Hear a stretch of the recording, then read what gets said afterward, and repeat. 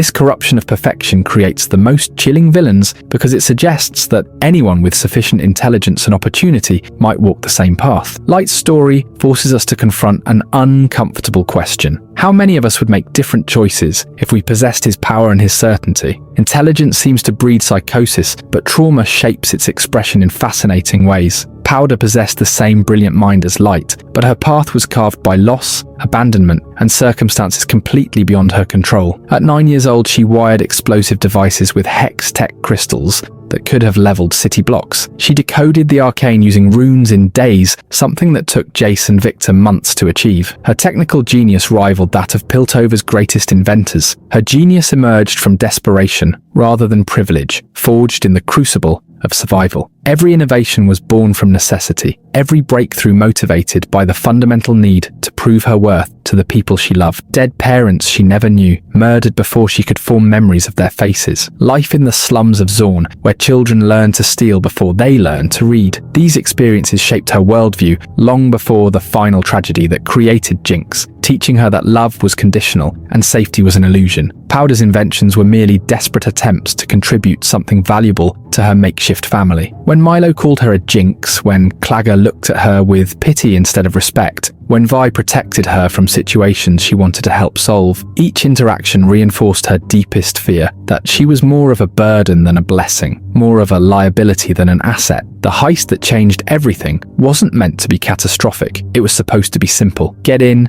take what they needed, get out. But Piltover's enforcers had other plans, and when things went wrong, Vander was captured by Silco's forces. The family Powder had tried so hard to protect was being torn apart by forces far beyond her control. Every adult decision seemed designed to exclude her from the solution. When her family told her to stay behind for her own safety, she heard something entirely different than what they intended. She heard abandonment. She heard that she wasn't good enough, strong enough, useful enough to help the people she loved most. Vi's protective instincts meant to shield her little sister from violence felt like rejection to a child desperate to prove her value. Powder's greatest fear, being left behind, was manifesting in the moment her family needed her most. The explosion that followed wasn't malicious. It was a child's desperate attempt to prove she belonged with her family. She wanted to be the hero who saved everyone, the genius sister who solved problems instead of creating them. Her hex-tech bomb was supposed to be their salvation, a demonstration of her worth that would finally earn her a permanent place in their dangerous world. Instead, she became the catalyst for their destruction. She killed Milo and Clagger, the boys who had teased her, but still treated her like family. She mortally wounded Vander,